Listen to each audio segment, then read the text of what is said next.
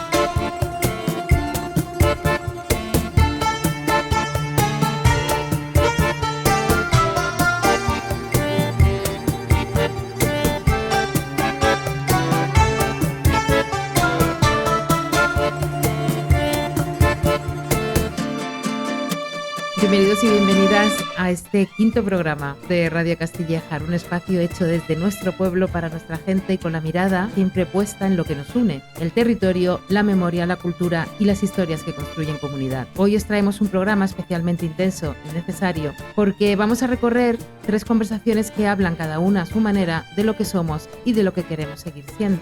Empezaremos mirando a la agricultura y a la ganadería, a quienes sostienen nuestra alimentación y nuestra economía rural día tras día. La peste porcina africana amenaza, como sabéis, a comarcas como la nuestra, y pese a que las granjas españolas están entre las más seguras de Europa, existe también una preocupación creciente por el impacto de la fauna salvaje y la bioseguridad. Para entender qué está pasando y qué se reclama, nos acompaña Clara Torreblanca, que es responsable de COAG del Altiplano de Granada. Con ella hablaremos del papel de esta entidad en el territorio, de la agricultura y ganadería de cercanía y de las medidas que piden agricultores y ganaderos para proteger su trabajo y el futuro en el campo. Después, giraremos la mirada hacia el patrimonio y la memoria, hacia esas historias que están bajo nuestros pies y que dan identidad a nuestros pueblos. Tendremos con nosotros a José María Martín Cibantos, coordinador del laboratorio Memolab de la Universidad de Granada. Con él descubriremos el proyecto arqueológico del Castillo de Castillejar y reflexionaremos sobre cómo el patrimonio biocultural puede convertirse en motor social, educativo y económico para territorios rurales como el nuestro. Y cerraremos el bloque de entrevistas con una conversación dura, necesaria y profundamente humana. Hablaremos con Carmen Amoraga y Maxi Roldán, autores de Lágrimas de Barro, un testimonio, una crónica que nace de la tragedia vivida el 29 de octubre de 2024, centrándonos concretamente en Valencia, donde perdieron la vida 229 personas y miles vieron cómo el agua y el barro lo arrasaban todo. Ellos estuvieron allí, fueron testigos, lo vivieron en primera persona y lo han convertido en un libro que más que leerse, se siente. Hablaremos del bucle del dolor, de las responsabilidades, de las alertas ignoradas y de las historias que aún duelen. Y también de por qué esto puede volver a pasar. Además, como cada semana, contaremos con la sección Expresiones de nuestra tierra e historias de una vida de José Miguel, que nos acerca palabras, sentires y vivencias que son pura raíz, pura verdad de nuestra tierra. Y también, obviamente, abordaremos la agenda cultural, que esta semana viene cargadísima de actividades que ya huelen, suenan, saben a Navidad. Como veis, será un programa completo, diverso y profundamente conectado con nuestra gente, nuestro presente y también nuestro futuro. Así que acomodaos y acompañadnos. Esto es Radio Castillejar. Empezamos. Hoy en Radio Castillejar hablamos de un tema que preocupa y mucho en nuestras comarcas rurales, la amenaza de la peste porcina africana y la necesidad de proteger a quienes nos alimentan. Nos acompaña Clara Torreblanca, que es responsable de la COAG del Altiplano de Granada, la coordinadora de organizaciones de agricultores y ganaderos en España, una organización que trabaja para reforzar el vínculo entre ayuntamientos y el sector agrario, impulsar la agricultura y la ganadería de cercanía y dar visibilidad a los productos de calidad que salen de nuestros pueblos. En un contexto en el que las granjas españolas se encuentran entre las más bioseguras de Europa, los ganaderos denuncian que una fauna salvaje descontrolada, especialmente jabalíes, puede echar por tierra en una semana inversiones de más de 200.000 euros por explotación. Con Clara vamos a conocer mejor qué es COAG, cómo se está viviendo la amenaza de la peste porcina africana en el territorio y qué medidas reclaman agricultores y ganaderos para garantizar la seguridad sanitaria y el futuro del campo. Bienvenida, Clara. Es un placer tenerte con nosotros hoy. Muchísimas gracias, igualmente. Clara, para situar un poco a las personas, mucha gente que nos esté escuchando sabrá qué es la COAC, pero para quien no lo sepa, ¿qué es la COAC y qué papel es el que desempeña concretamente en el Altiplano de Granada? Pues mira, como bien has dicho, la COA es una coordinadora de organizaciones de agricultores y ganaderos. Nosotros nuestra labor, somos una de las 3 organizaciones agrarias que existen hoy día, que tienen representatividad. Y nosotros, nuestra labor es defender los derechos de agricultores y ganaderos, solucionarles sus problemas, tanto administrativos como con la administración, y un poco facilitar su día a día, a la vez que se le va dando visibilidad al papel del agricultor y ganadero y del sector primario en sí. ¿A qué tipo de agricultores y ganaderos representáis principalmente y cuáles son sus principales preocupaciones? Pues mira, nosotros defendemos a los agricultores y ganaderos profesionales, que al final son los que la mayor parte de su renta proviene del sector primario. Al final la agricultura y la ganadería se ha profesionalizado bastante y nosotros defendemos este modelo porque creemos que es el prioritario. Al final son pequeñas y medianas explotaciones de gente que está poblando el mundo rural y que son los que de verdad necesitan este apoyo. La mayor parte de nuestros afiliados es ese perfil, ¿no? Luego tenemos pues otro tipo de perfiles más dispersos, pero bueno, la mayor parte es esa. Y bueno, las principales preocupaciones en el altiplano todos los días tenemos algo, ¿no? Como yo digo. Pero bueno, por ejemplo, nosotros somos una de las zonas que menos PAC cobramos. Nuestros derechos de pago básicos son más bajos que la mayoría de las regiones españolas. Luego, por ejemplo, ahora nos preocupa bastante, bueno, llevamos 2 años con el tema de la avispilla y el cabezudo en almendro. Hemos pasado con el tema con el ovino y caprino, acabamos de pasar una lengua azul que nos ha tenido también, nos ha quitado el sueño. Y bueno, hace unos años también pasamos la viruela, o sea que al final siempre hay algo que nos preocupa, ¿no? Pero bueno, ahí lo vamos lidiando y vamos peleando con eso, y es verdad que la fortaleza del altiplano es la capacidad de resiliencia que tenemos y de arraigo al territorio. Entonces, la verdad es que es mucho más fácil trabajar así. En ese sentido, en estos días habéis lanzado una propuesta de moción a los ayuntamientos andaluces para apoyar precisamente al sector agrario. ¿En qué consiste esa moción y qué le pedís exactamente a los consistorios?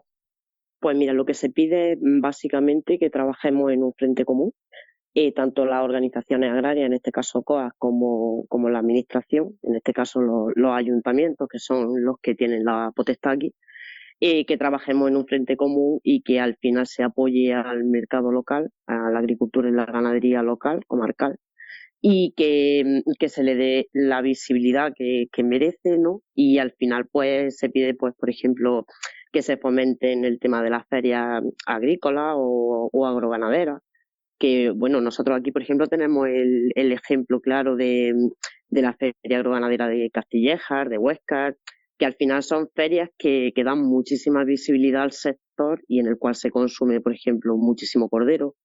En este caso, eh, también, pues, por ejemplo, el pistacho tiene una salida muy buena. En fin, que al final son medidas que se pueden tomar perfectamente desde los ayuntamientos, con el apoyo de la Diputación de Granada, por ejemplo, en nuestro caso, ¿no?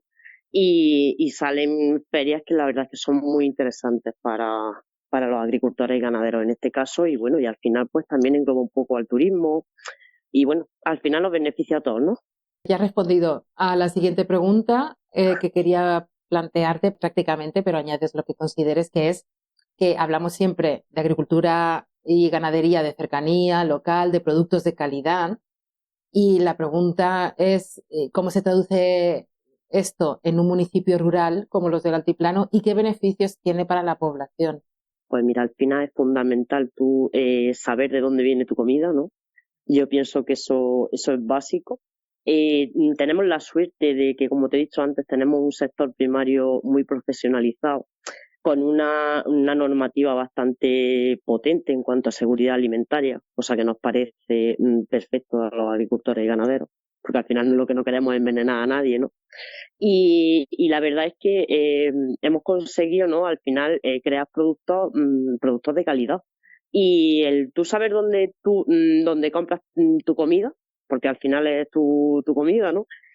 Ponerle cara a esos agricultores y ganaderos y un poco hacerte partícipe de que estás apostando por el desarrollo de tu territorio, yo creo que eso es fundamental.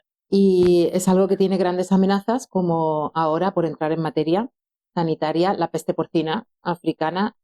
¿Qué es exactamente la peste porcina africana? ¿A quién afecta y qué impacto puede tener sobre una comarca ganadera como la nuestra? Pues mira, al final la peste porcina africana es una enfermedad vírica bastante grave y bastante contagiosa. Hablamos de una mortalidad muy alta, en torno al 100% de los animales. Es verdad que no representa un peligro para los humanos ni para otras especies, al final es algo que solo le pasa al cerdo o al jabalí, ¿no? Y bueno, al final las características de esta enfermedad pues son fiebre, hemorragia interna y la muerte de los animales. No existe una vacuna y luego pues, por ejemplo, nosotros estamos obligados bueno, pero esto te lo digo tanto en la peste porcina como en cualquier otra enfermedad que tengan nuestras explotaciones, nosotros estamos obligados a comunicar esto. Y bueno, al final el impacto es tremendo porque nosotros ya de por sí, los productores, tanto intensivo como extensivo, tenemos una normativa de bioseguridad bastante potente. Nuestras explotaciones están bastante blindadas y además de esto, pues ahora, pues imagínate, por ejemplo, en Cataluña, pues tenemos restricciones comerciales, tenemos zonas que ya están presionando económicamente a los ganaderos y al final, después, pues tienes que seguir haciendo inversiones en bioseguridad para evitar todo esto. Pues justamente en España, y tú lo has avanzado también, aquí en nuestra comarca tenemos las granjas más seguras de toda Europa, si no las más seguras, entre las más seguras, por las grandes inversiones que se ha hecho en bioseguridad. ¿Qué tipo de medidas se han implantado para todas las personas que no estén familiarizados con el sector? ¿Y qué esfuerzo económico ha supuesto para una explotación media? Porque así vamos a acercarnos a las grandes pérdidas que se pueden producir si no se controlan este tipo de brotes o de epidemias de peste. Sí, mira, pues te cuento un poco lo que ya había y lo que se ha tenido que implantar, ¿no? Pues, por ejemplo, nosotros tenemos los vados de desinfección de vehículos, que eso es obligatorio en cualquier explotación. Y ese vado lo que hace es que cuando tú pasas con un coche, con un camión, con cualquier tipo de vehículo, pues las ruedas se desinfectan, que sea una de las transmisores de enfermedades. Luego, pues vallas perimetrales, se prohíbe el mover los animales dentro de las zonas de riesgo, se restringe el acceso a personal que no esté, o sea, que no sea esencial, ¿no? Que no esté trabajando ahí, zona de ducha y desinfección para trabajadores, y bueno, por supuesto evitar el contacto con la fauna silvestre o vehículos externos, controlar el transporte, el origen y el transporte de los alimentos para los animales, los protocolos de limpieza y desinfección máximo, o sea, hay que cuidar cada mínimo detalle y sobre todo reforzar la vigilancia sanitaria. Y el coste económico, pues no sabría decirte una cifra, pero estamos hablando de miles de euros en una explotación normalita. Pese a todo este esfuerzo, denunciáis que la fauna salvaje, sobre todo el jabalí, en este caso, se ha descontrolado completamente. ¿Cómo se relaciona esa sobrepoblación con el riesgo de la peste porcina africana para las explotaciones porcinas, precisamente? Pues mira, al final nos echan un poco siempre a pelear con estas cosas, ¿no? Mira, llevamos muchos años en los que ya se está diciendo que el jabalí se ha descontrolado, que al final el jabalí es uno de los principales reservorios y vectores de la peste porcina. Y se está diciendo que se ha multiplicado por 4 en las últimas 2 décadas las cifras de jabalí, ¿no? que esto hay que pararlo, que hay que controlarlo, que al final la fauna salvaje hay que controlarla de alguna manera. Y hemos llegado al momento de que está tan sumamente extendida y que se ha alcanzado tal nivel de densidad que ahora lo que se está haciendo es dar vía libre para matar jabalíes, sea donde sea y como sea. Entonces, pues es un poco echarnos a pelear al final a unos con otros, ¿no? Porque nosotros entendemos que lo que hay que hacer es un control cinegético año a año de la especie, al igual que nosotros estamos haciendo con nuestras explotaciones, ¿no? Que al final todo esto que se nos exige nosotros lo hacemos por, al final porque es algo que tenemos que hacer, ¿no? Por seguridad de nuestras explotaciones y por cumplir la normativa y tal. Entonces yo entiendo que la fauna salvaje al final es una responsabilidad de las distintas administraciones y son ellas las que tienen que tomar cartas en el asunto. Y lo que no es normal es que llevemos 20 años diciendo que se está descontrolando la población del jabalí y no se haga absolutamente nada. ¿Se ven más expuestos los ganaderos intensivos o los extensivos a este tipo de amenaza? ¿O la amenaza es distinta pero igual de grave para ambos modelos? Al final la amenaza es distinta, pero igual de grave, ¿no? Porque mira, por ejemplo, la ganadería intensiva, ¿no? Pues al final tiene más barreras físicas, los protocolos de bioseguridad son más estrictos, entonces reduce el riesgo, pero tampoco lo elimina, ¿no? Porque al final es un virus y te puede entrar por donde sea, pienso, vehículos, personal, al final por donde sea, ¿no? Y luego, pues claro, si te entra la enfermedad, las pérdidas económicas son mayores, porque al final los animales están todos juntos y es más fácil que se transfiera el virus de uno a otro. Y luego, pues la ganadería extensiva, pues tiene menos barreras físicas, ¿no? Al final tiene más contacto con la fauna salvaje. Pero claro, hay menor número de animales aglutinados. Entonces, pues es verdad que al estar los animales más esparcidos, pues más difícil que se les pegue a todos. Entonces, pues al final los extensivos, pues eso, pues están más expuestos a la fauna salvaje si no se adoptan las medidas oportunas. Y los intensivos, pues al final, a pesar de que tienen menos exposición biológica, pues el impacto económico puede ser mayor debido al número de animales. Desde COAC reclamáis un plan nacional de gestión de fauna salvaje. ¿Qué medidas concretas pedís para que los ganaderos se sientan de verdad protegidos frente a la peste porcina africana?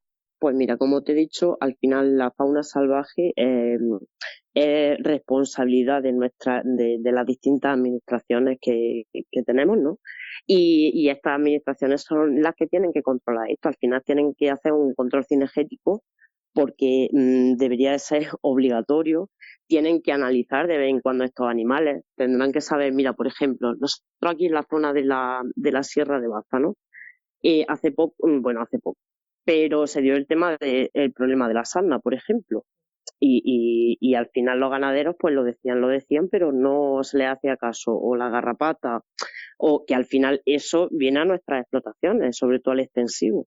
Entonces, eso hay que controlarlo de alguna manera. Lo que no puede ser es que tengamos la fauna salvaje totalmente descontrolada y abandonada de la mano de Dios, y cuando salga una cosa de esta nos echemos las manos a la cabeza. Y más allá del gobierno central y los autonómicos, ¿qué pueden hacer los ayuntamientos del altiplano para apoyar a sus agricultores y ganaderos locales en este contexto de riesgo sanitario con costes crecientes, evidentemente, y que pone en peligro la viabilidad de sus proyectos, la alimentación de sus familias, pero también nuestra soberanía alimentaria, que es muy importante? Exacto, al final tenemos que ser conscientes de que esto al final son cierres de explotaciones. Al final es despoblación en el medio rural y yo, o sea, desde mi punto de vista, los ayuntamientos son los primeros que tienen que dar un paso al frente, comunicar cuando esté pasando este tipo de situaciones, ¿no? De este descontrol de animales cinegéticos, por ejemplo, en este caso hablamos del jabalí, ¿no? Son los primeros que tienen que dar un paso al frente y apoyar esto y denunciar esto y pelearlo donde lo tengan que pelear, cada uno donde le corresponda, pero obviamente estas cosas no se pueden dar no se les puede dar de lado. Al final es algo que con lo que nos tienen que ayudar, ¿no? Y yo siempre lo digo, Jolín, que al final que si en tu granja te entra un virus del tipo que sea, del animal que sea, en este caso estamos hablando de una peste porcina, si esto te entra en tu explotación es tu ruina, porque al final, aunque tengas suscrito un seguro agrario, no te va a compensar ni un 20, pero que no te va a compensar un 50% de las pérdidas que tú has tenido, más ahora echando otra vez. Entonces, pues al final desde los ayuntamientos, pues igual también tienen que tener en cuenta o dotar un pequeño presupuesto todos los años por si llega una situación de estas, ¿no? Que al final en los pueblos pequeños, pues es verdad que no es algo que pase todos los días, pero bueno, si llega a pasar, pues por lo menos que tengan ese apoyo económico de parte de su ayuntamiento. Hablamos siempre del estado de bienestar, los ciudadanos lo reclamamos como protección y eso pasa también por el estado de bienestar de nuestros productores. Por lo tanto, efectivamente me uno a este llamamiento que has hecho. Y ya para cerrar, estamos grabando el programa un viernes y tienes muchísimas cosas que hacer. Has sido muy amable por cederme este tiempo. ¿Qué mensaje te gustaría trasladar a los vecinos y a las vecinas y consumidores de la comarca sobre el momento que viven los ganaderos de porcino y la importancia de seguir apoyando el producto local? Bueno, pues mira, al final mi mensaje lo voy a globalizar un poco, ¿no? No solo a los ganaderos de porcinos, sino a la agricultura y ganadería en sí. Al final muchas veces se nos olvida, ¿no? O no le echamos cuenta a que, por ejemplo, cuando llegó el COVID, nos venía muy bien tener un vecino que tuviese leche o que tuviese huevo o que tuviese un cerdo, que al final nos vino muy bien y nosotros lo que es el COVID no lo pasamos tan mal porque teníamos un producto cerca de lo que fuese. Entonces, que no olvidemos eso, que al final cuando abre una empresa del tipo que sea agricultura, sea ganadería, lo que sea, que de verdad que apoyemos estas empresas porque al final son las que están fijando el territorio y al final esta economía se mueve dentro de los pueblos y eso es lo que nos da la riqueza a nuestros pueblos. Y yo, la verdad, que como productora me siento muy orgullosa de mi tierra y de mi altiplano, porque yo practico la venta directa, ¿no? Nosotros tenemos una explotación de avícola y practicamos la venta directa y el 80% de mi producción se queda dentro del altiplano de Granada. Entonces, pues la verdad que sigamos esta línea que de verdad que como productores nos enorgullece.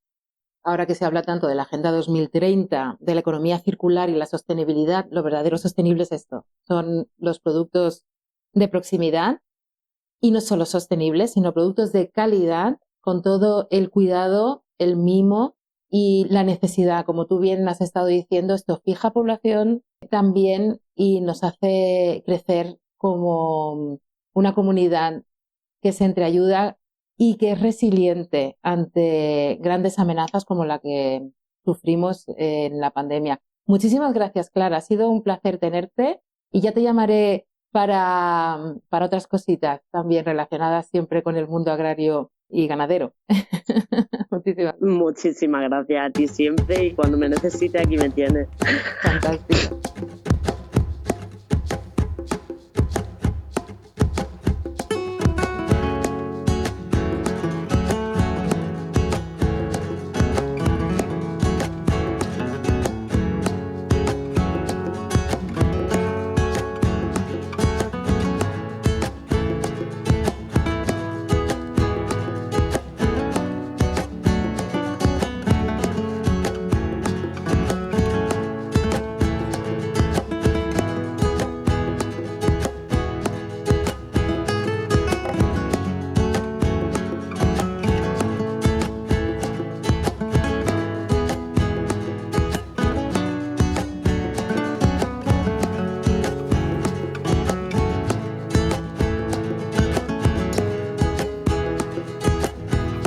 Bajo nuestros pies late una historia que a veces se olvida, pero sigue construyendo nuestra identidad.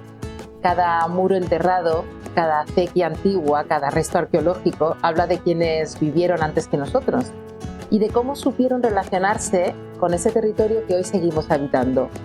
Recuperar esa memoria no es un capricho del pasado, es una forma de entender quiénes somos, de tomar decisiones más conscientes sobre nuestro presente y de construir un futuro más respetuoso, más sostenible y más orgulloso de sus raíces. En Castillejar, donde el paisaje y la gente guardan una relación tan íntima, proyectos como el del castillo permiten poner en valor nuestro patrimonio, recordarnos que la historia no es algo lejano, además. Es un recurso vivo, capaz de generar identidad, cohesión social y nuevas oportunidades para el territorio. Hoy vamos a hablar de todo esto con José María Martín Cibantos. Eres coordinador del Laboratorio de Arqueología Biocultural Memolab de la Universidad de Granada, un laboratorio pionero a nivel internacional que trabaja para conectar ciencia, comunidad y territorio. Con él conoceremos qué es Memolab, qué aporta a la sociedad y qué está revelando del emocionante proyecto arqueológico del Castillo de Castillejar. Bienvenido, José María, es un placer tenerte en Radio Castillejar. Pues bueno, el placer es mío, muchas gracias por el interés y por la invitación. Pues vas a contarnos todos los entresijos de todos los trabajos que hacéis, pero vamos a empezar por el principio.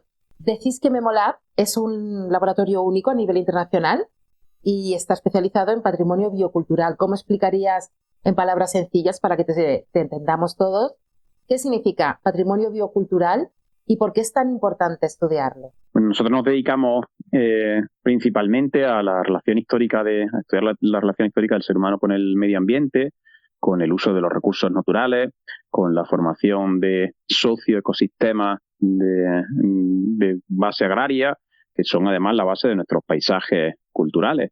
Castillejar es un magnífico ejemplo, como bien has dicho en la introducción, y no solo del uso, en este caso, del agua para las vegas, de las que luego hablaremos, sino también en relación con la fertilidad de los suelos, los usos del monte, aprovechamientos como el del esparto, la ganadería extensiva, ¿no? Toda una serie de prácticas agrarias, toda una serie de conocimientos que se han ido aplicando a lo largo de la historia y que han ido transformando nuestro territorio, que han ido transformando los ecosistemas para antropizarlos en un proceso que es de ida y vuelta, ¿no? Un proceso que es coevolutivo, en el que el ser humano se va adaptando a los condicionantes del medio natural, de condicionantes climáticos, condicionantes de humedad, de tipos de suelo, de relieve, pero al mismo tiempo el ser humano va transformando ese medio y lo va adaptando a sus necesidades y a sus propias estrategias productivas, y el medio natural se va adaptando a esas modificaciones que el ser humano va introduciendo, de manera que se van generando todo un mosaico de socioecosistemas, de ambientes que son seminaturales, y se va generando todo un mosaico de paisajes culturales que están llenos de valores culturales, pero también de valores ambientales, sociales o productivos, ¿no? de carácter económico. Y todo eso lo hacemos desde una mirada hacia el pasado, porque somos un laboratorio principalmente de arqueología y de historia, para intentar aprender todo aquello que podamos para aplicarlo a un contexto como el actual, que es un contexto de cambio global, que es un contexto de crisis ambiental, no solo de cambio climático, en el que nos enfrentamos a una cantidad enorme de desafíos, también de incertidumbres, y del que podemos aprender muchas cosas, ¿no? Para pensar y repensar cómo queremos que sea nuestro presente y cómo queremos que sea nuestro futuro. La metodología que aplicáis se basa en la arqueología comunitaria y la participación ciudadana. ¿En qué medida participa el ciudadano? Bueno, nosotros lo que intentamos es aplicar enfoques que sean lo más complejos posibles, lo más completos e integrales posibles desde el punto de vista científico, ¿no? Pues intentando además borrar un poco de barreras disciplinares entre el ámbito de las humanidades, el ámbito de las ciencias de la naturaleza, pero también aplicando enfoques, como tú dices, que son participativos. Y para eso, bueno, dependiendo de la temática o dependiendo del ámbito de trabajo, pues claro, nos toca trabajar con las comunidades de regantes, con los agricultores o con los pastores, o nos toca trabajar con la ciudadanía en general. Por ejemplo, en el caso del proyecto de excavación en el castillo y en las cuevas de la Morería, haciendo que la intervención sea primero una intervención abierta, a la que cualquiera puede ir mientras se está trabajando, y para visitarla, para conocer el proceso de trabajo, para que le expliquemos las novedades, pero además a la que cualquiera puede venir para participar un ratito, o una mañana, o durante la campaña completa. Entendemos que la participación ciudadana es fundamental en la gestión del patrimonio cultural, en toda su acepción, no solo en la parte relacionada con los restos del castillo, ¿no? o los restos arqueológicos, Y en primer lugar, porque todo ese patrimonio nos pertenece a toda la ciudadanía. En segundo lugar, porque la única forma de realmente preservar el patrimonio, de protegerlo, de conservarlo, a través de el conocimiento, del disfrute, del uso, ¿no?, de la apropiación de ese patrimonio.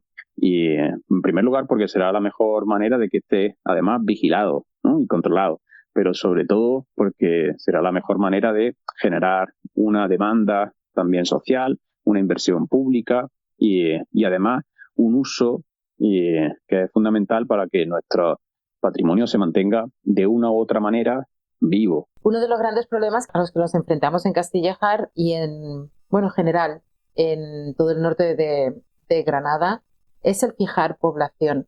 ¿Creéis que el patrimonio puede convertirse en una herramienta que genere oportunidades y fije población?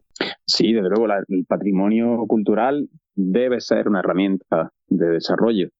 Y nosotros lo concebimos solo de esa manera, y por eso para nosotros tan importantes son los resultados científicos como el impacto social que pueda tener nuestra actividad en el territorio y las comunidades con las que trabajamos.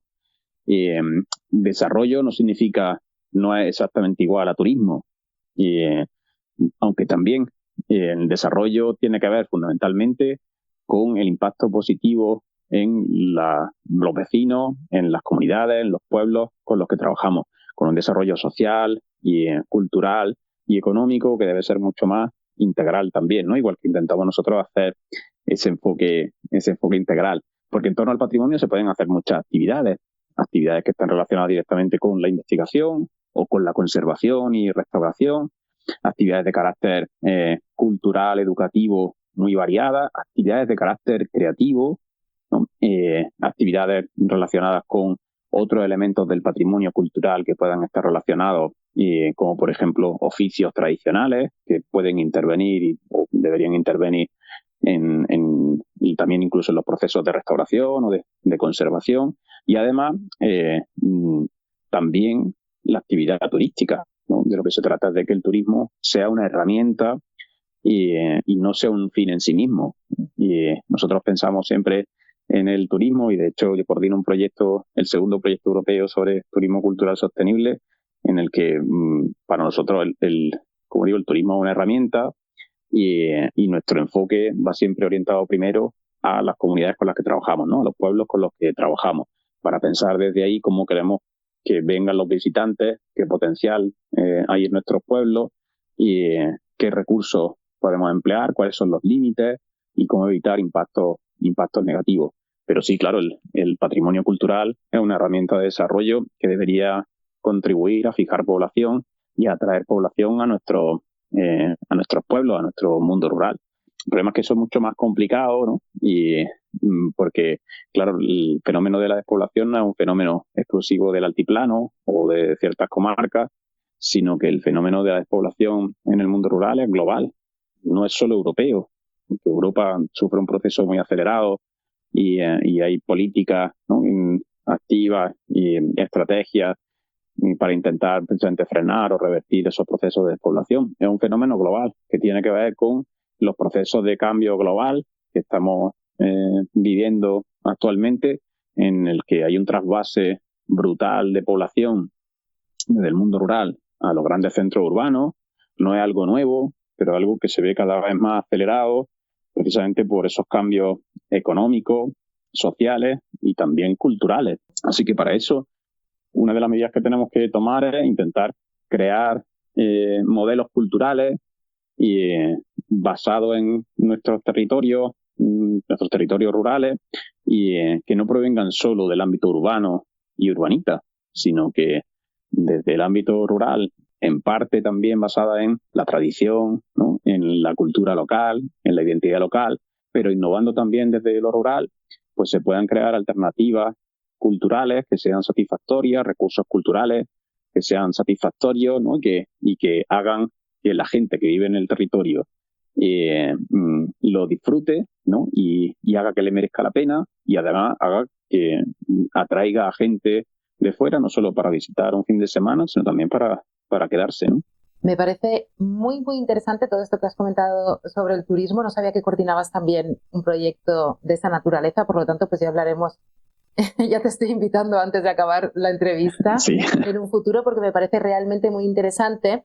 Como tú bien dices, es difícil anclar población a través del turismo, pero sí es una medida a corto plazo en la que se puede trabajar, porque luego hay otras que son ya a medio y largo plazo, que requieren pues de un cambio más profundo en los pueblos. Pero es muy, muy interesante. Y esto que has dicho de limitar también, acotar el turismo para evitar las repercusiones que ya vemos que lamentablemente pues está sufriendo desde hace muchos años la costa, por ejemplo, de nuestro país, o zonas, ¿no?, que se han estropeado a causa de un turismo masivo y que no parte de la cultura, del respeto a la cultura. Entonces, esto lo vamos a hablar porque me parece muy, muy interesante. Entrando ya así en materia sobre el castillo de Castillejar, ¿cómo llegasteis al castillo? ¿Cómo se elige un lugar? ¿Os llaman? ¿Vosotros acudís?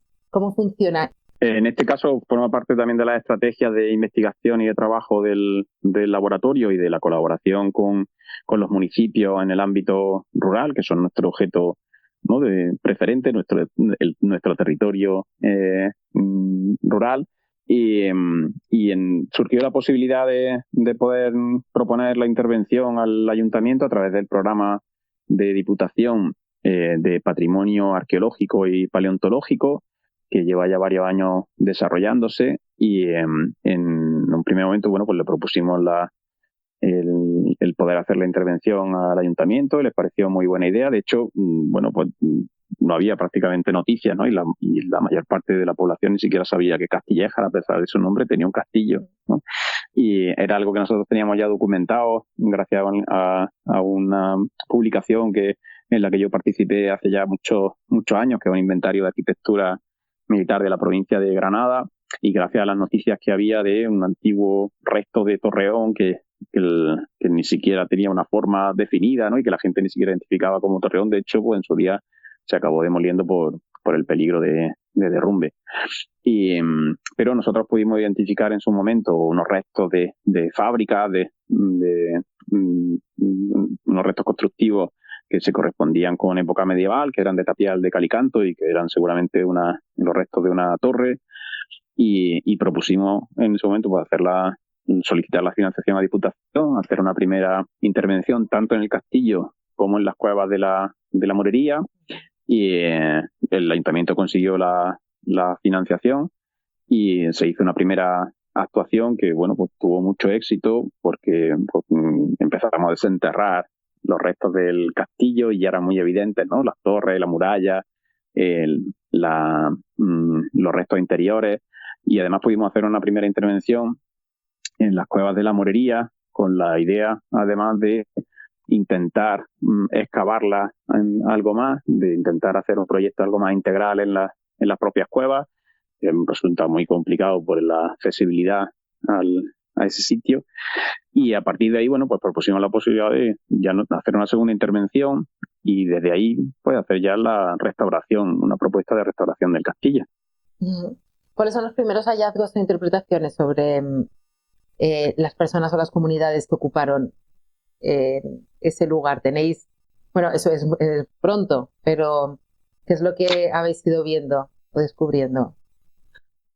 Bueno, lo que hemos ido averiguando es que, bueno, en primer lugar, que Castillejar tenía un castillo, y que no es poco, y que es un castillo además al que le quedan muchos más restos de los que se podría pensar, y que estaban enterrados en sus propios escombros, y una modificación del terreno también provocada no tanto por las cuevas, sino fundamentalmente por la construcción de las eras que eran comunales y que habían ido allanando todo el terreno.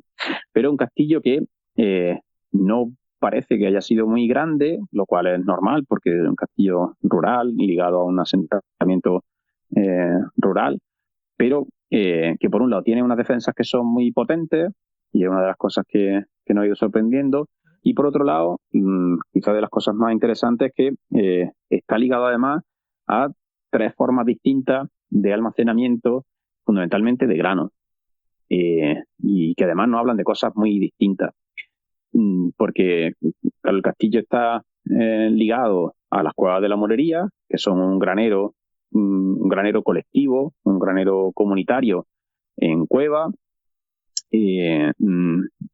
Está ligado también a dos grandes silos que están excavados, que tienen forma de campana y que están en medio del castillo. Están luego reutilizados como cuevas vivienda o como almacén. Y además, en el interior del castillo, parte de las estructuras que hemos ido excavando se identifican muy fácilmente con atrojes o trojes, que son cubículos para poder almacenar el grano y que se han estado utilizando de manera común en muchas casas y cortijos hasta el siglo XX, es decir, que son muy fácilmente identificables. Entonces, el castillo de Castillejar es particularmente interesante en ese sentido porque nos habla de cómo se almacena y cómo se gestionaba el excedente productivo de las comunidades campesinas en época andalusí. Y en este caso, seguro, entre el siglo XII y el siglo XV, entre época almorávide y el final de época nazarí. Y nos habla de gestión colectiva campesina del grano, de los alimentos, en las cuevas, por ejemplo, probablemente también en esos atrojes dentro del castillo, pero nos habla también de la presencia del Estado, ya sea el Estado morávide o almohade, o posteriormente el Estado nazarí, porque esos dos grandes silos en forma de campana son muy grandes, y claro, no son silos que pertenezcan a familias que vivían allí, ni son probablemente colectivos, sino que son espacios del Estado para acopiar, para almacenar grano, para luego poder llevar a cabo su gestión. Así que Castillejar es particularmente interesante porque nos está dando muchas claves para entender no tanto el castillo, o no solo el castillo como fortificación, sino para entender cómo es la gestión productiva sobre todo del cereal, ¿no? Pero bueno, de toda la producción que viene de la vega de Castillejar, pero también para ir entendiendo mejor cómo era la relación entre la comunidad campesina y el Estado. Interesante. ¿Tenéis intervenciones también en los sistemas históricos de regadío? Sí. Desde luego hemos ido haciendo ya una parte de trabajo de documentación con las comunidades de regantes y vamos elaborando también cartografía, y además dentro de otro de los proyectos que llevamos a cabo, que es el proyecto Revierte, en el que trabajamos sobre bioeconomía forestal y en relación además con la producción de madera en las choperas y de trabajo con las propias comunidades de regantes, pues hemos ido poniendo en marcha herramientas de gestión, de innovación social, que están en relación con el sendero cultural que se ha creado por la acequia, y que es un sendero que obviamente sí, que se ha ido creando de manera consensuada con las comunidades de regantes y con el ayuntamiento, y que forma parte de un proceso de negociación, de acuerdo, que ha culminado con la firma de los convenios de retribución por servicio, de un convenio por cada comunidad de regantes con el ayuntamiento, y que es una herramienta de innovación social que para nosotros resulta muy interesante porque supone que el ayuntamiento reconoce los servicios ecosistémicos que prestan las comunidades de regantes en la generación de paisajes culturales, que como decía antes están llenos de valores, que están llenos también de biodiversidad, que son espacios productivos que fijan a la población, ¿no? Que además evitan desastres naturales, están fertilizando el suelo, ¿no? Y son una parte fundamental de Castillejar y de su paisaje. Y uno de los recursos que la comunidad de regantes pone a disposición del municipio, pues ese sendero cultural, ¿no? Son esos caminos de servicio y esos espacios tan preciosos de Las Vegas, del altiplano, para poder pasearlo y para poder entender mejor cómo ha sido la relación histórica del ser humano con el medio natural. Y el ayuntamiento, a cambio, lo que hace es darle un apoyo a la comunidad de regantes y para que pueda seguir desempeñando su función y para que pueda ir mejorando su gestión, ¿no? Y la idea es trabajar con las comunidades de regantes desde esa perspectiva multifuncional porque entendemos que, bueno, que nuestro sistema histórico de regadío no solo están para producir alimentos y materias primas, sino que prestan una cantidad de servicios muy importantes que son culturales, que son ambientales, que son sociales y que son, al final, como decía, nuestros paisajes. Las comunidades de regantes, esos grandes desconocidos, en realidad, y poco aprovechados, y veo que vosotros les estáis dando el protagonismo que se merecen. Yo tengo una idea que a lo mejor es una idea totalmente peregrina, y es que deberían ser ellos también agentes involucrados en la gestión energética de los municipios con respecto a comunidades energéticas o instalación de proyectos energéticos. Pero estoy convencida de que protegerían muchísimo mejor que entidades externas a nuestro territorio. Sí, desde luego. Ahí hay muchos recursos, muchas potencialidades desde el ámbito local que debemos saber aprovechar, porque si no, lo que se va produciendo, que es lo que estamos viendo en nuestra tierra, son de nuevo procesos de colonización, ¿no? De colonización energética o con las macrogranjas, ¿no? En Castilla y Lejar, además, lo conocéis de manera directa y hay otro conflicto abierto con el proyecto de la planta de biometano, o con los procesos de tecnificación de regadío y de intensificación y de industrialización agraria que vienen siempre de la mano de grandes empresas de agroindustria o de grandes fondos de inversión, de manera que al final lo que se va dejando en nuestra tierra pues son suelos esquilmados, acuíferos agotados, ¿no? Y suciedad o malos olores a cambio de poco, y muchas veces incluso a cambio de nada, ¿no? O a cambio de un beneficio muy a corto plazo que al final lo que acaba haciendo es profundizar todavía más esos procesos de despoblación. Y con la excusa de poder traer inversión muchas veces, con la excusa de que esto es más moderno, de que aquello es más eficiente, ¿no? Pues nos olvidamos de una parte importante de el saber hacer, de los conocimientos ecológicos locales, de la sostenibilidad y resiliencia de nuestros sistemas productivos, de la multifuncionalidad de esos sistemas productivos, y los que podemos sacarle mucho más partido sin destruir nuestro territorio. Y podemos crear, como bien dices, muchísimo más empleo que esos grandes proyectos que realmente están automatizados en su mayoría y se gestionan por grandes empresas que lo que hacen, y me ha gustado mucho la palabra colonizar, porque es así, es extraer recursos y el producto de esos recursos enviarlo fuera. Por lo tanto, poca riqueza nos va a dejar desde mi punto de vista. Si yo quiero participar, por ejemplo, en las excavaciones, ¿o cómo hago? ¿Cuándo estáis aquí en Castillejar para ir a veros? ¿Cómo puede ir la gente? ¿Qué podemos hacer? ¿Tenemos que ir vestidos de alguna manera? Estereotipados en el momento de las excavaciones. Bueno, con venir vestido es suficiente por el momento. Empecemos en este caso, además, abrigados porque hace frío. Bueno, la campaña ya este año ya ha acabado, y nuestra propuesta para el ayuntamiento de cara al año que viene ha sido, en realidad, ya la de solicitar la financiación para hacer el proyecto de restauración. Y nos ha quedado una parte por excavar, que tendremos que ver cómo se organiza también de cara al año que viene. Y cuando se vaya a hacer, pues obviamente volveremos a dar publicidad y avisaremos para que cualquiera que quiera pasarse solamente por curiosidad, para ver, o porque le gusta ver cómo trabajan los demás, para ver cómo es la excavación arqueológica, o para participar, como digo, un rato toda la campaña, pues le daremos la publicidad, la información correspondiente para que puedan acercarse. Lo que nos toca hacer ahora también, que ya hemos cerrado la campaña y estamos empezando a elaborar, ¿no?, pues toda la información que nos hemos llevado, todos esos datos, claro, pues ir programando con el ayuntamiento una jornada de presentación de resultados, alguna visita al yacimiento, pero ya solamente de visita, además de fin de semana, para que la gente pueda acudir y podamos hacer la explicación de los resultados, de lo que hemos interpretado, del potencial que hay, ¿no? Y así que ahora lo que entramos en otra fase distinta tanto de trabajo como de divulgación, de discusión, que iremos poco a poco completando. Aquí tenemos un cine-teatro que es maravilloso, que seguro que el ayuntamiento os lo cede para lo que necesitéis. Por lo pronto nos lo han cedido para ducharnos. Allí nos hemos estado duchando. No digas.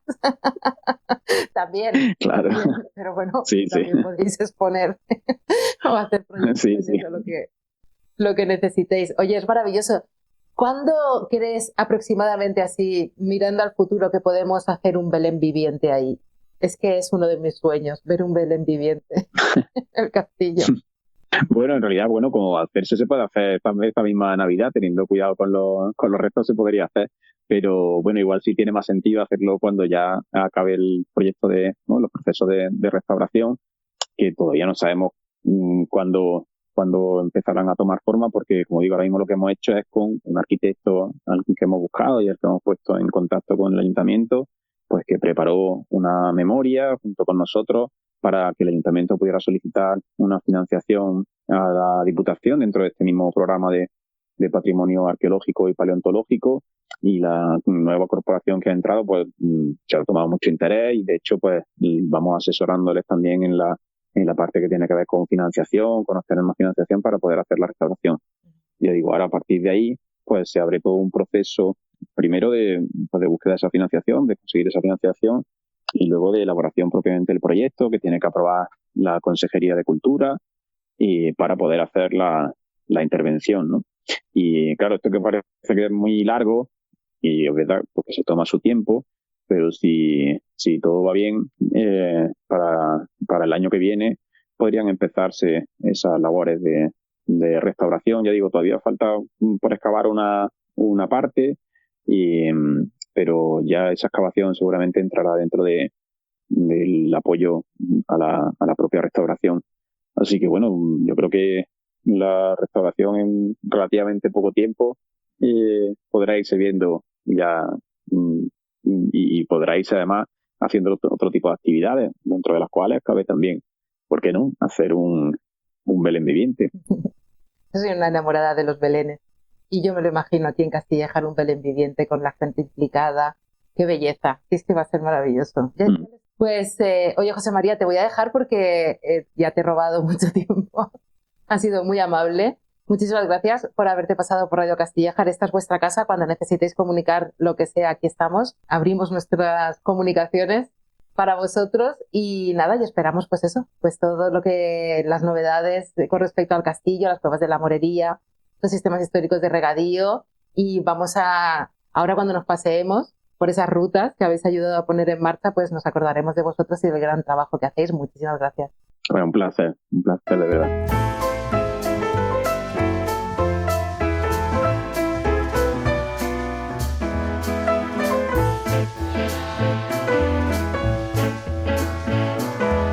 Nuestra agenda cultural empieza hoy mismo, sábado 13 de diciembre, con el concierto didáctico de flamenco Toda una vida, a las 6 de la tarde en el teatro. Una actividad fantástica para disfrutar en familia, donde el flamenco se convierte en una experiencia educativa y cercana para todos los públicos.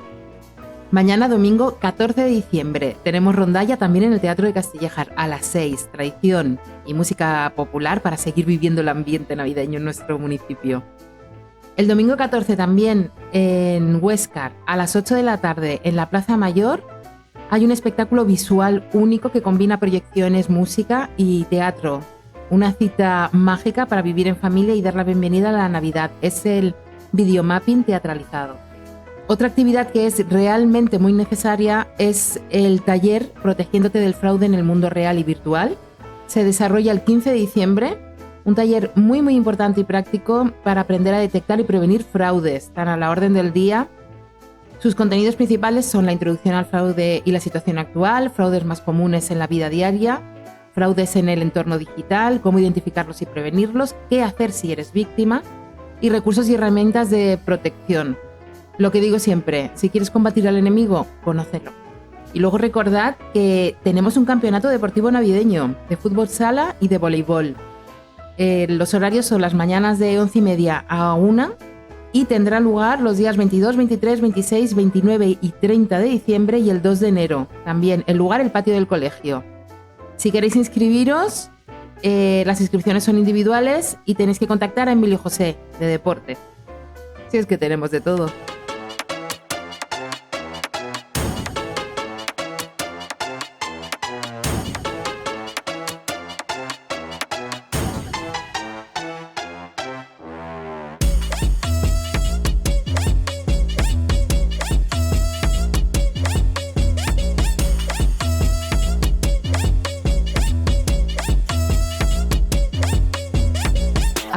Cómo me gusta la Navidad.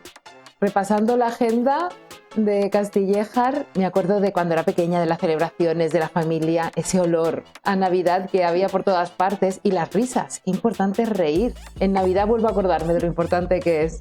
Y hablando de risas, por aquí viene ya José Miguel, que yo no sé qué trae entre las manos, que viene como enmarañado, tropezando casi. A ver. Ah, que son palabras. José Miguel, ¿qué nos traes hoy en expresiones de la tierra, historias de nuestra vida? Que estás todo enmarañado en palabras. Muy buenas tardes, Lorena.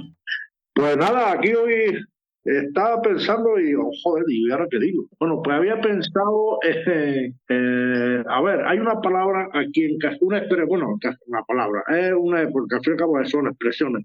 Es una expresión aquí en Castilla que la decimos mucho, pero además inconscientemente, y la decimos todo el mundo, menos los que son foráneos, los que son de fuera.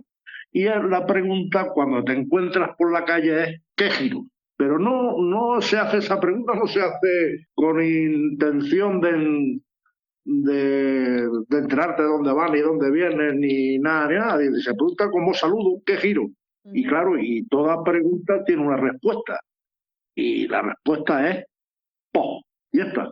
Po. Y ese queda el saludo y sí, ya está. A ti cuando te preguntan ¿qué giro? Tu respuesta tiene que ser po, a donde sea. Aquí la respuesta es po. Y luego hay otra que era la de hacer viso. Hacer viso es hacerte ver. Hacerte ver normalmente es cuando tú ponte ahí a la orilla de la carretera y haz viso para que cuando pase el coche, el autobús te vea.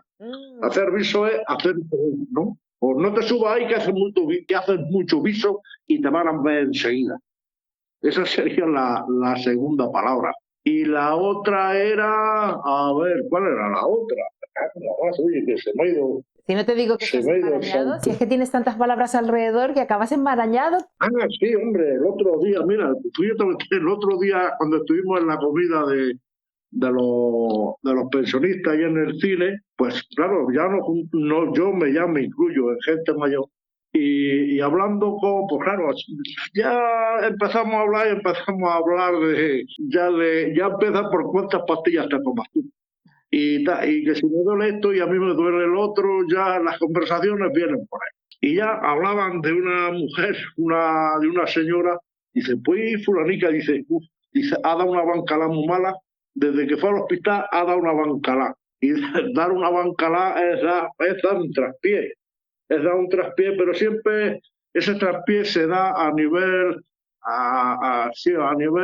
de enfermedad o a nivel físico. Dijo, desde que me caí he dado una bancalá muy mala. Ya no he levantado gaveta.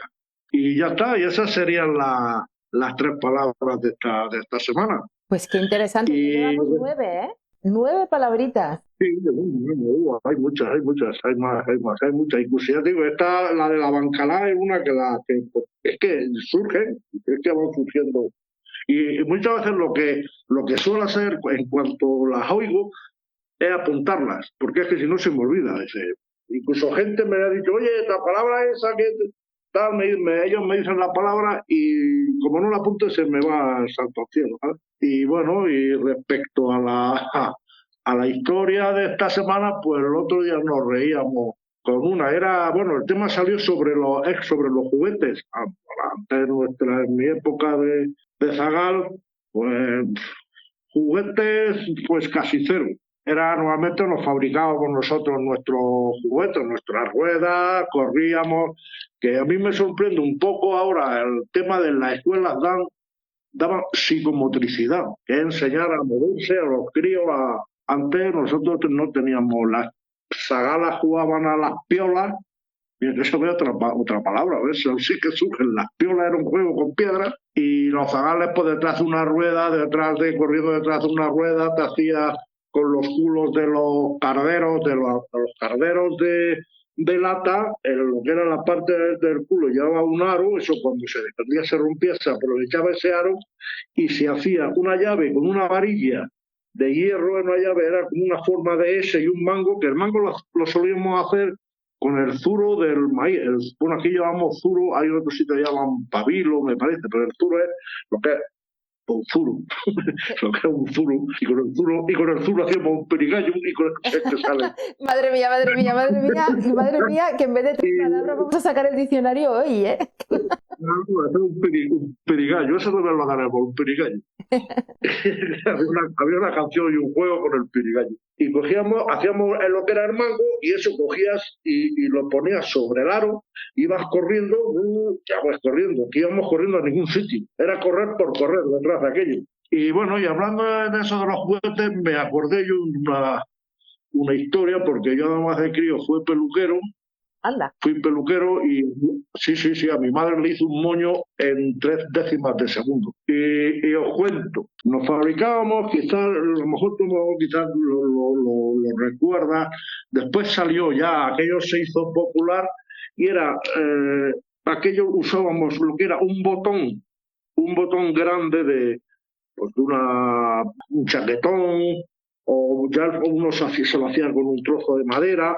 Pero lo bueno era tener un botón grande, se le pasaban por los agujeros un hilo sería unos 50 centímetros, un hilo doble, aquello lo girabas, le dabas mucha vuelta, entonces tirabas de los extremos y aquello volvía a su posición tomando una velocidad y además hacía un ruido característico, que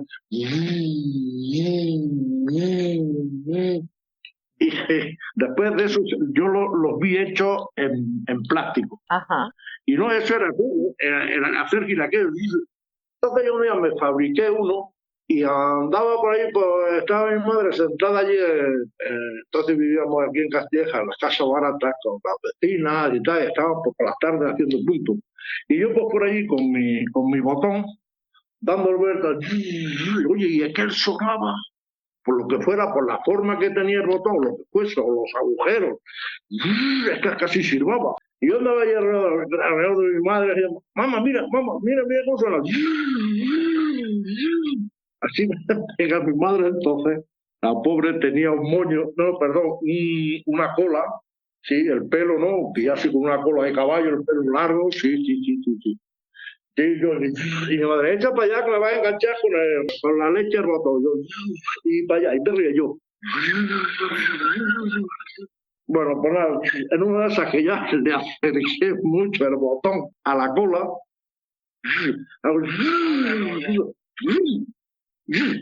mira, le hice un moño junto con un escarabajo y lo peor de todo es que se me quedaron los dedos liados con el pelo y el hilo y todo. Y mi madre, yo enganchado con las 2 manos a la cola de mi madre. Mi madre, pues sí, ella la verdad fue muy comprensiva y ella siempre me decía, chico, no pasa nada, eso ha sido un accidente, tú no te preocupes. No voy a relatar aquí, no lo puedo relatar aquí lo que a mi madre le salía por la boca cuando no lo puedo decir. Aparte de los viajes que me tiraba, y lo peor es que no me podía ir, porque mi madre así, voy a decir, bueno, sé qué, no sé. Además decía una cosa que decía mi madre cuando se quedaba y decía, a ver, a lo mejor la gente se va a sentir y digo, qué barbaridad, no, mi madre me quería como cualquier madre y me defendía, pero decía así, pero además era impresionante lo que me decía, sí, con los dientes apartados. Más dolor te dé, así te muriera una noche bien larga, señor, perdóname que no sé lo que digo. Mira, me enganchó mi madre. Pues ya ves, ya no tuvo coleta. Ahí se le acabó la coleta. Ya no tuvo manera de desenredarlo. Lo que allí le había liado, se tuvo que cortar el pelo. Me dio, como decía, muchas muy fuertes y muy ligeras. Una pasada para el gate, pim, plom, pim, pom, tan, pim, tan, y ya está. Y aquello, y ya está. Y aguantarla, porque sí creo que me dio poca. A ver, no quiero que a mucha gente no se va a tomar como violencia de género pero creo que fueron merecidas, sí. Y no me quedó ningún trauma ni me quedó nada. Y ya está, esa es la aventura de esta semana. ¿Y continuaste? Sí, no sé, a lo mejor la semana que viene puedo contar la que, bueno, sí, si lo habré dicho, mi padre me encerró en la cárcel. Esa es la que teníamos pendiente. Ah, Sí. Es verdad, que estaba pendiente esa, la de la cárcel. Pues bueno, las próximas semanas la contamos. De todas maneras, recuérdamelo porque a mí se me va a santo cielo. Vale. Como esto no es improvisado, no hay ningún guión escrito, ¿eh? No. Como la vida misma y como las expresiones de nuestra tierra e historias de una vida. ¡Qué fantástico! Oye, José Miguel, muchísimas gracias como siempre por pasarte por aquí. Me gusta recordar. Como dice uno, vuelve a vivir cuando empieza a recordar, ¿no? Recordando y viviendo y haciendo cosas magníficas, que tienes unas manos, haces unas creatividades y unos muebles y unas cosas que, bueno, que no hay nada más que verlos. Pues muchas gracias. Bueno, venga, hasta luego. Adiós.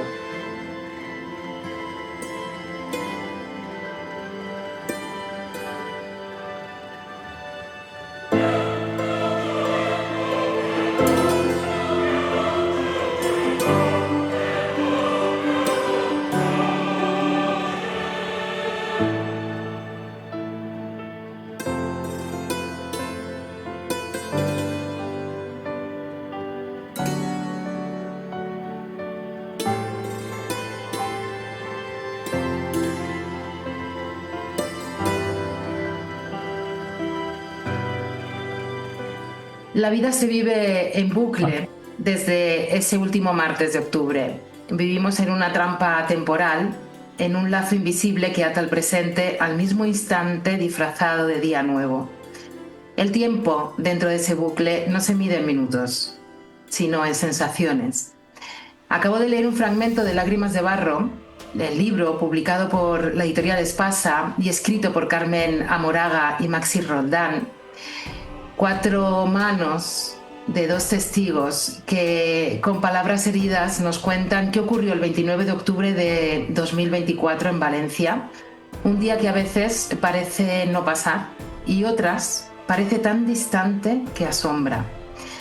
Quizás la medida del tiempo dependa de a quién perdiste, quién se te escapó de entre tus brazos, a quién lo engulló la lengua de barro para siempre.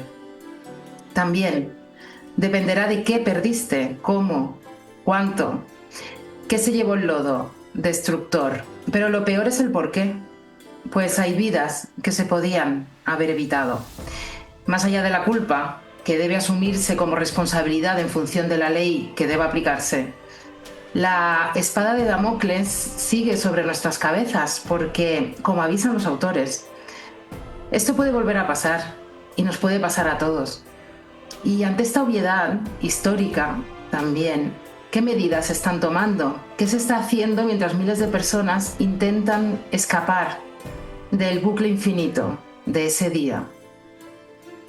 La voz de Carmen y Maxi también se han hecho, de alguna manera, se ha hecho infinita, eterna, a través de las palabras, de la recolección de testimonios, de vidas, de las preguntas aún por responder, de las lágrimas de ese barro destructor. Del 29 de octubre de 2024 hay que repetir esa fecha. Que no se nos olvide, porque hay personas atrapadas aún en ese bucle del que no pueden escapar, donde el tiempo, como nos dicen los autores, ya no se mide en minutos sino en sensaciones. Ese día 229 personas perdieron la vida y miles vieron cómo el agua lo arrasaba todo, y el lodo, sus casas, sus coches, sus proyectos, su futuro, su tranquilidad, a sus seres queridos. Hoy tenemos con nosotros a Carmen y Maxi para hablarnos de Lágrimas de Barro, un libro estremecedor, sí, necesario, también, que no han escrito desde la distancia del cronista, porque ellos estuvieron ahí, vivieron en primera persona el horror, vivieron la tragedia, sintieron el pánico del agua subiendo, el frío del barro, la impotencia de no poder salvar a todas las personas. Y ahora desde el corazón, de ese mismo latido de la herida que aún no ha cerrado, nos traen un testimonio muy necesario, como decíamos, para recordarnos que hubo personas haciendo cola por un plato caliente y que eso nos puede pasar a todos. Carmen, Maxi, es un placer teneros con nosotros para hablar de Lágrimas de Barro hoy. Hola, ¿qué tal? Encantada de estar aquí. Sí, un placer compartido, además.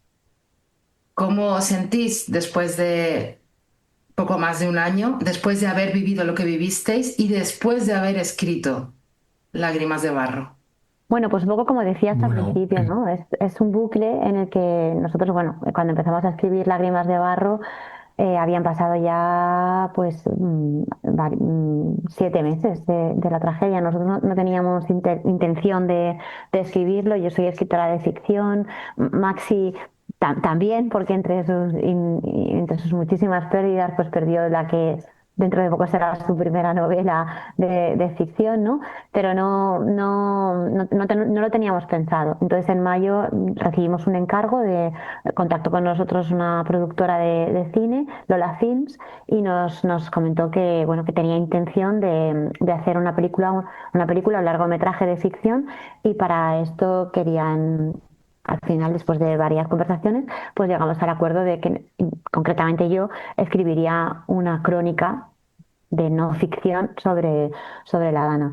La trayectoria profesional de Maxi está más centrada en el audiovisual, y entonces él se incorporó a este proyecto por la parte audiovisual. Pero a los pocos minutos de haber dicho que sí, yo ya me di cuenta de que yo sola no iba a poder, ni por tiempo, ni por carga de trabajo, y sobre todo por dolor. Yo sola no iba a poder cargar con todo eso. Así que volví mi mirada hacia Maxi y le dije, esto solo hay una manera de hacerlo, y es que lo hagamos los dos, ¿no? Entonces, bueno, cada uno ha tenido una experiencia ese día. La mía, bueno, pues el día 29 mi experiencia me convirtió en afectada.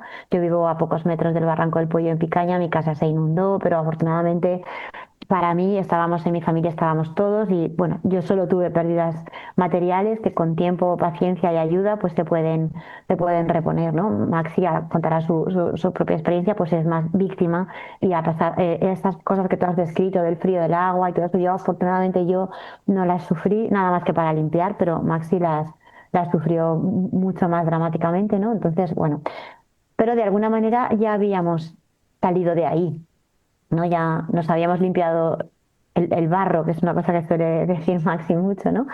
Y entonces, bueno, pues 7 meses después volvimos a meternos ahí, y la verdad es que no podemos decir que estamos satisfechos, porque es un cóctel de emociones muy, muy grandes, ¿no? Pero escribir este libro y saber que ya va por la cuarta edición, con todo lo que eso implica, pues para nosotros nos acerca bastante a un sentimiento de paz, que es estar en el camino correcto, ¿no?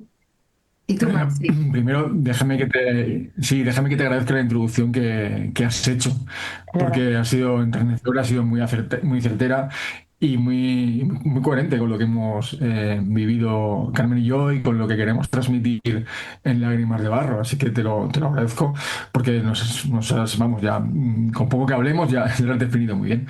Esa, esa noche y los días sucesivos, es cierto que ha habido una acumulación de sentimientos que han ido desde la ira, sensación de abandono, sensación de tierna también por quienes vinieron a ayudarte, sensación de apoyo. Se han ido mezclando en una especie de torbellino como el agua, en una amalgama de situaciones, tantas sensaciones, que al final, cuando Carmen me ofreció la posibilidad de incorporarme a un proyecto literario, em, yo al principio no quería, pero después sí lo hice, y para nosotros escribirlo ha sido, como dice Carmen, poner orden en el desorden, pero también dar un sentido catártico, un sentido de recuperación y reconstrucción personal, porque hemos podido enumerar todas esas situaciones que se produjeron. Hemos podido, de alguna forma, ponerlo en limpio, lo que era un borrón, ¿no? Un borrón de página, y eso nos ha dado una perspectiva. Además, es que, claro, es lo que, de alguna manera no estamos contentos. Esta es la novela, no, el libro que yo nunca hubiera querido escribir. Yo estaba escribiendo fantasía medieval y de repente te cuentas algo que le ha pasado a tu vecino, que te ha pasado a ti, donde has estado tú a punto de morir, y además una muerte tan horrible como esa. Y además muertes que eran evitables, que hubieran muerto otros probablemente, sí, pero que no se produjo la alerta temprana, y con la descripción correcta para que nos pusiéramos a salvo. Y a esa evidencia nos hemos ido enfrentando. Desde que empezamos a escribir esto, fue el 4 o 5 de mayo, hasta ahora, también hemos vivido nosotros en un bucle. Por eso el inicio que has leído del libro me parece muy acertado, porque Vamos, es algo que además escribió Carmen, cada uno sabemos lo que ha escrito otro, pero eso escribió Carmen y a mí fue lo primero que leí y dije, vamos por un buen camino. Porque al final el lector y la lectora que tengan en sus manos lágrimas de barro, lo que va a tener para mí es algo necesario. O sea, se han escrito muchos libros, pero nosotros hemos hecho una cronología muy amplia. Hemos entrevistado a expertos de todo tipo también y lo hemos ido equilibrando. Es decir, el relato pone al mismo nivel a Carlos Mazón cuando entra en el Ventorro con Cándido Molina, que a esa misma hora se está calentando un papel en lo que va a ser la última comida que va a ingerir. Claro, eso al final lo que nos da es un recorrido, nos da una forma de escribirlo. Y creo que La Lágrimas de Barro es un libro necesario para tenerlo guardado en tu estantería y consultarlo. Consultarlo para que no te cambien el relato, porque la cronología no se puede cambiar, ¿no? Entonces, oye, muchas gracias por la descripción, primero que nada, ha sido fantástica. Mira, se me han puesto los pelos de punta, Lorena. Yo a ti, Maxi, no te conocía, a Carmen ya la he leído y la seguía en Twitter. Y el 7 de noviembre escribió un tuit que me encogió el corazón. Bueno, yo leía sus tuits porque yo creo que ahora nos contestará Carmen. Creo que lo hacía también como, por una parte como catarsis y por otra quizá también para dar voz al dolor, a lo malo, para intentar ver la luz, como esa flor que tengo detrás, que es la portada del libro, que es el barro y hay una flor roja en medio. Ella, el 7 de noviembre, Carmen, tú escribías: mis vecinas me cuentan historias sobre lo que han perdido, sobre lo que han conservado, recuerdos que se han ido en el agua, la vida.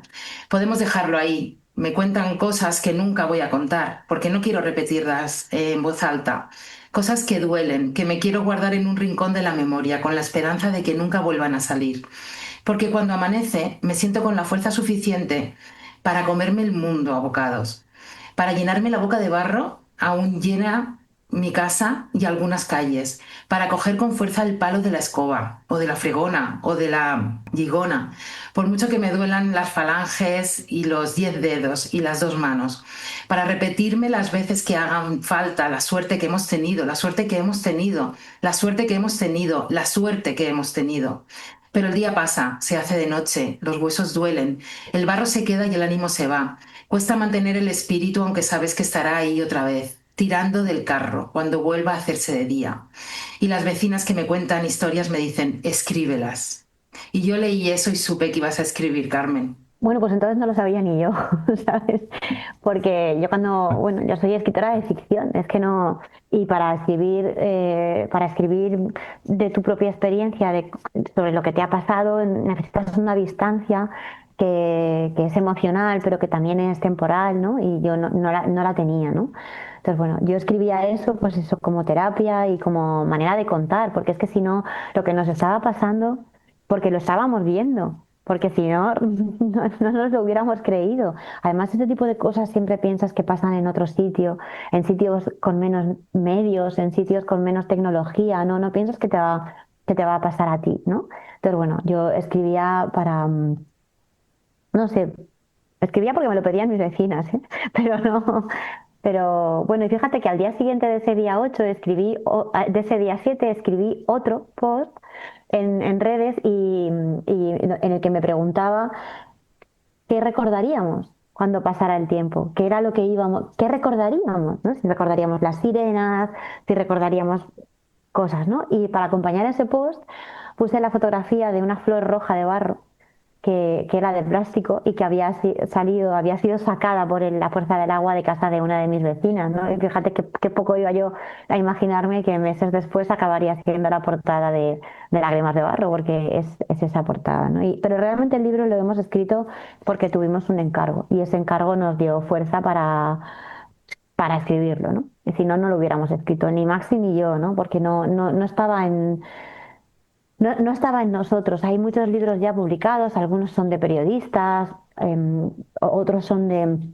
de políticos, otros son de gente que se ha dedicado a la política, otros son de periodistas expertos en tribunales, ¿no? de arquitectura, pero nosotros hemos escrito este libro siendo escritores, porque somos escritores, hemos hecho literatura y hemos seguido las reglas básicas de la literatura, que la primera de ellas es ordenar los acontecimientos para que puedan ser entendidos, ordenarlos de manera lógica y coherente para que puedan ser entendidos. Y también somos periodistas, ¿no? Y lo hemos escrito con el criterio periodístico que debería prevalecer y que por desgracia no siempre prevalece, que es que los autores no estén en lo que están escribiendo, ¿no? Y que sea una crónica rigurosa y objetiva, y que sean los lectores los que unan la línea de puntos y se den cuenta, te respondan a la pregunta que plantea el libro. ¿Qué ocurrió el 29? ¿Ocurrió que llovió? Sí, ocurrió que llovió,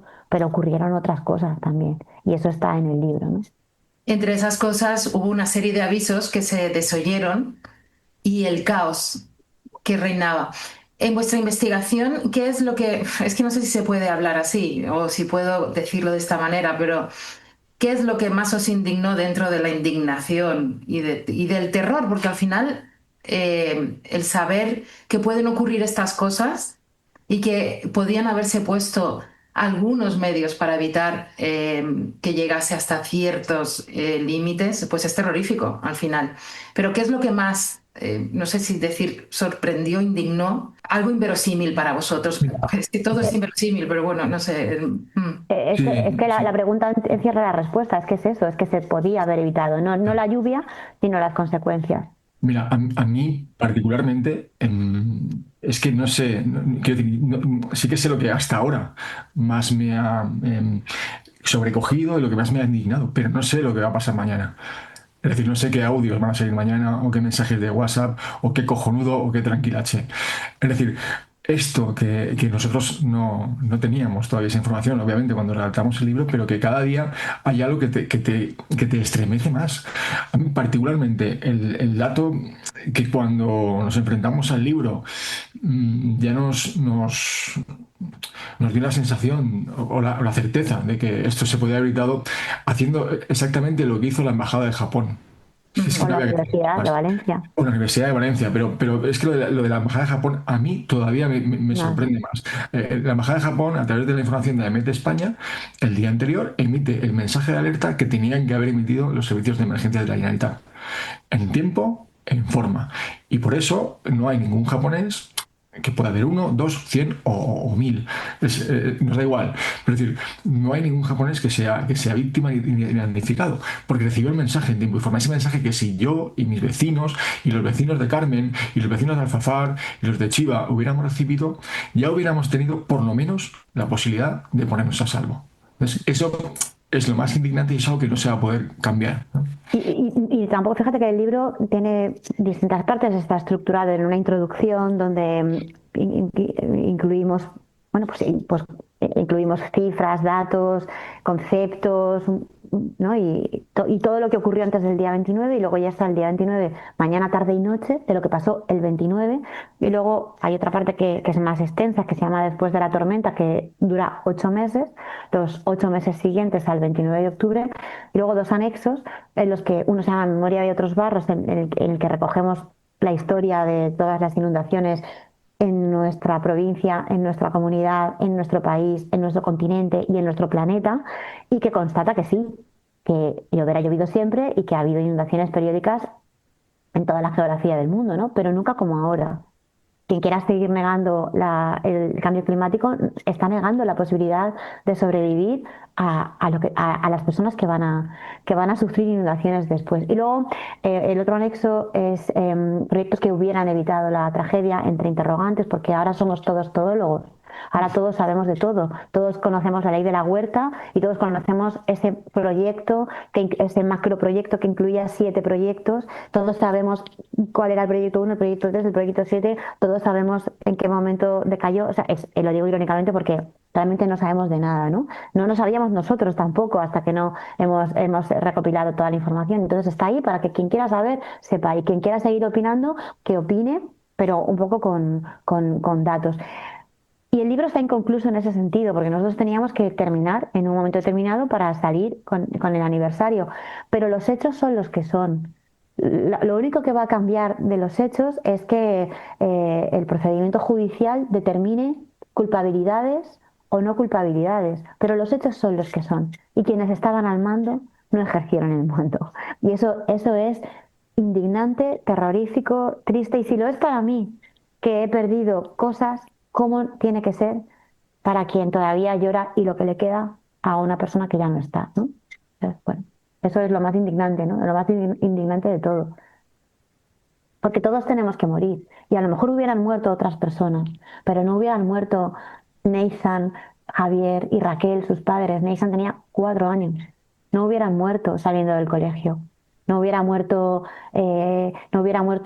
Angelina con 3 meses cuando su madre fue a comprarle leche. No hubiera muerto Ethan y Rubén. Y digo, no hubiera muerto Scarlett, que le faltaban 2 semanas para nacer.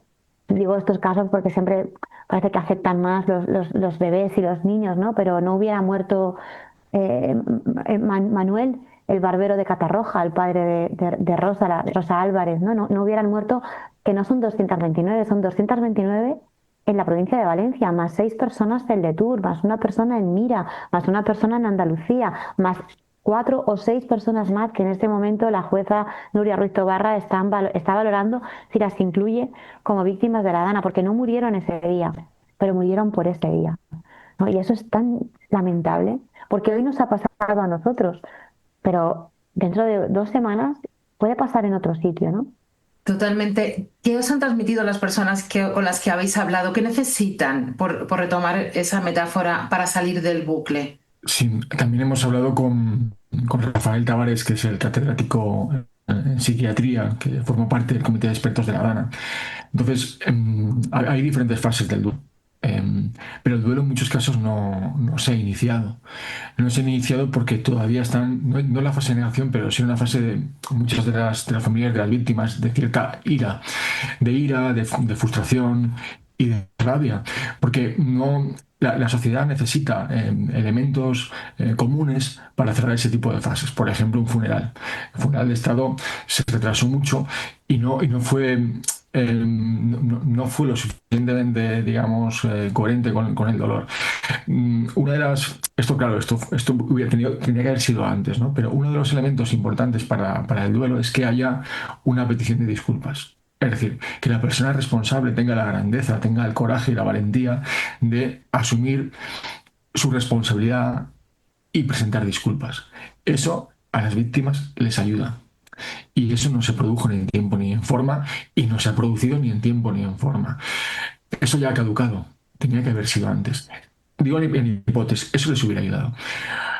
Claro, se enfrentan cada día a una información distinta, a un estremecimiento y a un diferente. Porque yo creo que el recorrido para que los familiares de las víctimas, lo que ellos necesitan, que es reparación, verdad, justicia, esas 3 palabras ordenadas ya en el modo que cada uno les conceda la jerarquía, no se ha producido y es lo que necesitan. Entonces, hay un proceso largo, probablemente tiene que ver o va a tener que ver con el procedimiento judicial. Pues claro, eso es lo que yo iba a decir, que lo que necesitan las víctimas es que se haga justicia. Que se haga justicia. A nivel, yo creo que hay como 2 niveles, ¿no? Maxi y yo somos 2 personas distintas y yo no creo en el perdón. Creo que, o sea, sí que creo en el perdón, pero no en este caso. O sea, a mí se me ha muerto mi padre, se me ha muerto mi hijo, se me ha muerto mi nieto, y a mí pídeme perdón, que yo no te voy a perdonar, ¿sabes? No me va a aliviar absolutamente para nada. Creo que y las víctimas, mi percepción de las víctimas es que en este momento lo que necesitan es que se haga justicia, que quien es el responsable penal o quienes consideran los responsables penales de los fallecimientos de sus seres queridos lo paguen, ¿no? Y porque eso implicará no una venganza, sino una certeza de que va a ser más difícil que vuelva a pasar, que les pase a otras personas. Y luego, a un nivel más personal de cada uno de nosotros, ¿no? Porque yo no soy jueza, jueces son quienes son jueces, ¿no? Y quienes tienen que impartir la justicia, pero de cada uno de nosotros necesitan que no les olvidemos. que no les olvidemos, porque olvidarles es matarles otra vez. Pero aquí hay muchos tipos de, me refiero, víctimas mortales, hay estas 229, más las, más las otras 7, más las que están en estudios, ¿no? Pero hay más de 300.000 personas afectadas en distintos grados, ¿no? Y para estas personas no hay un dolormómetro válido. Quiero decir, una persona que ha perdido la casa tiene un sufrimiento, pero una persona que ha perdido la certeza de vivir en un mundo seguro también tiene un sufrimiento que es incomparable. Quien quiera compararlo puede compararlo, pero quien lo está sintiendo, ¿no? Como dice la expresión, el que lo lleva es el que lo entiende, ¿no? Entonces, estas personas también son víctimas y también están viviendo otro duelo, ¿no? Un duelo distinto, incomparable, pero que también es real y que también está ahí, ¿no? Entonces, bueno, pues necesitamos verdad, justicia y reparación, ¿no? Y es un proceso que sabemos que va a ser largo y en el que y necesitamos, y me incluyo pero no desde dentro del todo, ¿no? Pero sí desde estas 300.000 personas. O sea, es un proceso que es largo, es un camino que es largo, pero es un camino que no recorremos solos, ¿no? Entonces, libros como este nuestro, como Lágrimas de Barro, pero otros también, ¿no? Hacen ese acompañamiento de ese camino. En el caso nuestro, en el caso de Lágrimas de Barro, nosotros hemos querido ir un poco más allá en ese acompañamiento y por eso hemos decidido, tanto Maxi como yo, decidimos donar nuestros derechos de autor a la Asociación de Víctimas Mortales 29 de octubre, ¿no?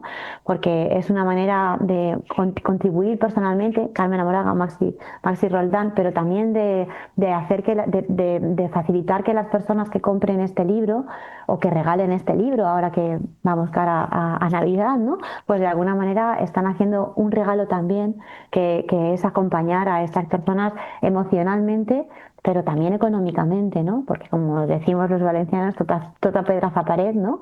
Y bueno, es verdad que nuestros derechos de autor es el 10% de lo que vale un libro, pero libro a libro, estas personas, esta asociación podrán hacer cosas, ¿no? En este proceso. Vosotros sois también como esa flor que añade belleza al barro de la carátula, que significa tanto terror desde ese 29 de octubre, como los voluntarios que llegaron ese 1 de noviembre.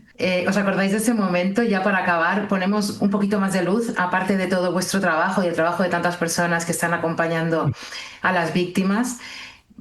¿Os acordáis de cuando llegaron los voluntarios descoordinados, desordenados, como decís? Yo me Sí, acuerdo de cuando llegaron y de cuando llegó la ayuda oficial también, porque yo la ayuda oficial delante de mi casa pasó al día siguiente. O sea, el día 30 por la tarde ya había ayuda institucional de otros pueblos, ¿no? Yo vi la UME, vi los bomberos, que tardó mucho en llegar, ¿no? Tardó mucho en llegar de manera todo lo efectiva posible a todo el terreno posible, ¿no? Pero por supuesto que nos acordamos, ¿no? De todas esas personas anónimas que llegaron de todas las partes del mundo, diría yo. Yo recuerdo más el momento exacto. Y gracias, Lorena, por lo de ser la flor entre el barro, porque es una metáfora que no nos habían dicho y a mí, Pero qué preciosa, sí. de verdad, me acabo una vez más, de acabar de enternecer. Mira, yo recuerdo perfectamente porque yo, bueno, tengo un estudio de fotografía y de vídeo, que ya casi lo tengo otra vez, no está mal, y mi mujer tiene una vinoteca. Y la vinoteca, como era el mercado municipal, era inaccesible y habíamos conseguido llegar a levantar una persiana, pero no podíamos estar porque el edificio presentaba una serie de particularidades que lo hacía muy peligroso. Entonces fuimos a mi estudio y en mi estudio la persiana se había quedado achatada, había hecho un muelle, entonces tenía una piscina dentro de agua, con todo perdido, todo el material, imagínate, ¿no? Y mi mujer y yo decíamos, bueno, no pasa nada, no pasa nada. Esto poquito a poquito tú y yo lo vamos sacando. Y mi mujer decía, sí, no te preocupes, este fin de semana. Y yo miraba hacia adentro y decía, mujer, un fin de semana, Ruth, a lo mejor necesitamos un poco más. Y nada, teníamos una pala porque mi casa, en la que vivía en Valporta, estaba en obras, entonces nosotros teníamos una pala. El resto de personas no tenían nada, ¿eh? Y nosotros con nuestra pala empezamos ahí, pues, y en un momento determinado empezamos a ver gente que no nos esperábamos, o sea, gente que imagínate, nosotros no habíamos visto el telediario, prácticamente no teníamos cobertura, no sabíamos lo que estaba pasando fuera. Y gente de colores, que ya no estaban embutidas de barro, jóvenes, que venían con mochilas, con agua, con bocadillos, y que empezaron a entrar y que decían, disculpe, os ayudo, os ayudo. Y entonces entraron al local, llevaban los rastrillos, se pusieron a limpiar y hasta el momento que tuvimos hasta 30 personas que decías, ostras, Ruth, que ya nos quitaron la pala y que pudimos incluso descansar. Ese movimiento del Puente de la Soledad, ese movimiento que fue, por lo que decimos, sí, caótico, sí, ¿y qué? Desordenados, claro que sí, claro que sí. Y que además desalentados, por muchas, incluidos por mí, que yo quien conocí decía, no vengáis aquí, no es... pero nada, vinieron, atravesaron y bueno, pues nos curaron en muchos sentidos. Vosotros vais a curar a muchas personas. Os tengo que dejar porque tenéis que volar a otros territorios. Todo el mundo tiene derecho a hablar con vosotros, por supuestísimo. Y os queda mucho camino por recorrer aún y probablemente muchas cosas que escribir, muchas más lágrimas que secar, que dejar que salgan también en todos los sentidos. Gracias por el conocimiento que hay en vuestro libro, porque el conocimiento nos hace más libres con nuestros dolores, nuestras cicatrices y todo lo que vamos arrastrando. Ayudáis a las personas a seguir adelante y vosotros mismos sois pues inspiradores en ese sentido. Y como decía, esa flor, aquí tengo la carátula, esa magnífica flor roja llena de vida, ¿no? En contraste con ese marrón del lodo. Así que muchísimas gracias por vuestro tiempo, por estoy aguantándome todo el rato. Gracias. Gracias a ti. Muchas gracias. Gracias a ti. Muchas gracias. Y hasta aquí hemos llegado con nuestro quinto programa de Radio Castillejar. Como veis, al final de la entrevista emocioné, pero ¿cómo no nos vamos a emocionar? Con todo lo que han vivido tantas personas en esa gran tragedia que fue la Dana del 29 de octubre del 2024. Mientras tanto, recordemos que caminante son tus huellas, el camino y nada más. Caminante no hay camino, se hace camino al andar. Hasta la semana que viene a todos.